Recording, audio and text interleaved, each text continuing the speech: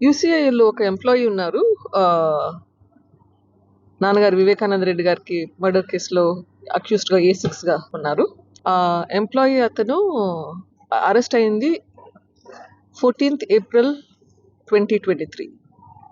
ఆయన బెయిల్ మీద బయటకు వచ్చింది 21st August 2024.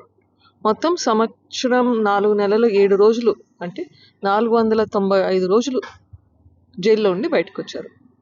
ఈ 495 రోజులు ఆబ్వియస్లీ వర్క్కి రాలేదు, కానీ ఆ టైంలో ఏ యాక్షన్ తీసుకోలేదు. ఎవరైనా మామూలుగా ఏ కంపెనీలో అయినా కానీ ఒక 4 రోజులు చెప్పా పెట్టకుండా పోతే నోటీస్ అనేది సర్వ్ చేస్తాం. 4 రోజులు రాకపోతే మళ్ళీ నోటీస్ సర్వ్ చేసి డిస్మిస్ చేయడము, సస్పెన్షన్ చేయడము ఏదో ఒకటి ఉండాలి. ఇక్కడ 495 రోజులు వర్క్కి రాకుండా, ఏ నోటీస్ ఇవ్వకుండా వర్క్ రాకుండా ఉంటే, ఏం నోటీస్ లేవు, సస్పెన్షన్